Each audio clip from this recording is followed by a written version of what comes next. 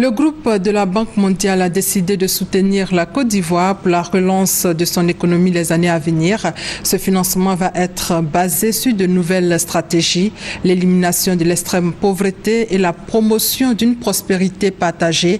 Pour la mise en œuvre de ces nouvelles stratégies, le groupe de la Banque mondiale a initié des consultations nationales. La ville de Bouaké a abrité la première phase de ces travaux. Reportage Soro Corona, commentaire Kwadjo Kwame. Éliminer l'extrême pauvreté et promouvoir une prospérité partagée de manière viable. Telles sont les nouvelles stratégies du partenariat du groupe de la Banque mondiale avec la Côte d'Ivoire.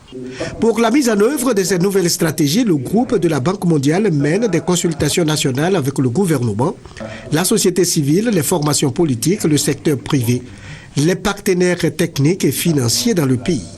Ces consultations visent à relever les principaux défis de développement du pays.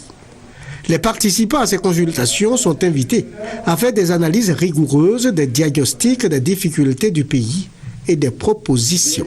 À terme, ces consultations doivent permettre au groupe de la Banque mondiale de jeter les bases d'une croissance durable de la Côte d'Ivoire. Nous avons estimé qu'une stratégie de développement ne peut pas se préparer dans les bureaux, qu'il faut descendre sur le terrain à la rencontre des autorités locales, au contact des populations, afin de recueillir leurs sentiments, avoir leurs conseils et puis profiter de leur vécu. On a plus de 750 millions de dollars qui sont disponibles pour les 3 années à venir. À Bouaké, les participants à ces consultations ont critiqué les politiques de développement passées, surtout des collectivités décentralisées.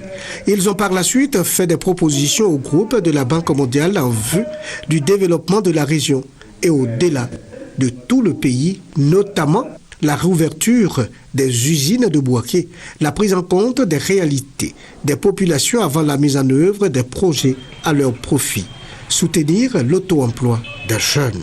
Nos objectifs, on est heureux de constater que ça rejoint ceux de la Banque mondiale. Parce que pour eux, dans le programme qu'ils mettent en œuvre pour la Côte d'Ivoire actuellement, l'objectif prioritaire, c'est la réduction de la pauvreté.